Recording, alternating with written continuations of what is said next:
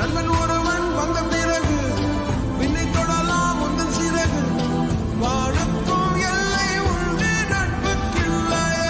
நான் ஐஏஎஸ் ஆகணும்னு நினைச்சேன், அவன் ஐஏஎஸ் ஆயிட்டான்டா. நான் டாக்டர் நினைச்சேன், அவன் டாக்டர் ஆயிட்டான்டா. அது போல நான் இனவழி பொண்ணுன்னு நினைக்கிறேன், அவன் இன பண்ணிக்கிட்டு இருக்கான்டா. அவன் என் தம்பி அதானிக்கு ஒரு போர்ட் எழுதி வச்சிருக்கான். அங்க இருக்கிற முக்கியமான போர்ட் ஹாஃபியா போர்ட்னு சொல்லிட்டு அந்த போர்ட் வந்து அதானி குரூப் தான் கட்டி பிடிச்சி. நீங்க வந்து அந்த பீச்ல வந்து ஒரு போட்டோ ஷூட் எடுத்திருப்பாங்க. 2 பேரும் வந்து முட்டி வரைக்கும் பேண்ட்ஸ் தூக்கிட்டு பீச்ல நடந்து போவாங்க. முஸ்தபா பாட்டு போட்டீங்கன்னா அப்படி பொருத்தமா இருக்கும். அப்படி ஒரு நட்பு பாராட்டுறது காரணம் என்னன்னா, அதானிக்கு வந்து போர்ட்டை கொடுத்துருக்காங்க. சென்னையில லோட் ஆகி அதானி வந்து வெப்பன்ஸை வந்து காசால இன அழிப்பு செய்யறதுக்கு அவன் தான் சப்ளை பண்றான். நம்பால என்ன பண்றாரு தெரியுமில, விவசாயிகள் மீது புகை குண்டு போடுவதற்கு ட்ரோன் பயன்படுத்துறாங்க. அந்த ட்ரோன் எங்க இருந்து வந்து தெரியுமா? இஸ்ரேல்ல இருந்து. இன்னைக்கு மாவோயிஸ்டுகளை கொல்றோம் அப்படின்னு சொல்லிட்டு ஆதிவாசி மக்கள் மீது போர் தொடுத்துட்டு இருக்காங்கல்ல, அதுல பல ராணுவ கருவிகள் ஆயுதங்கள் இஸ்ரேல்ட்ட இருந்து. காஷ்மீர்ல மக்கள் மீது தாக்குதல் நடத்துறதுல பல ஆயுதங்கள் வந்து இஸ்ரேல்ட்ட இருந்து. அவ்வளவு ஏன் நம்ம தமிழ்நாட்டுல சமூக செயல்பாட்டாளர்கள் வேவு பார்க்கறதுக்கும் கண்காணிக்கிறதுக்கும் அவங்க போனை ஒட்டு கேட்கறதுக்கும் பயன்படுத்துற பெகசஸ் சாஃப்ட்வேர் இஸ்ரேல்ல இருந்து. அப்ப பொறுக்கித்தனத்துல ஒன்றாக இணைஞ்சிருக்கு இஸ்ரேல் அரசாங்கமும் இன்னைக்கு இருக்கிற மோடியின் பாசிச அரசாங்கமும் இப்படி இணைஞ்சிருக்கு.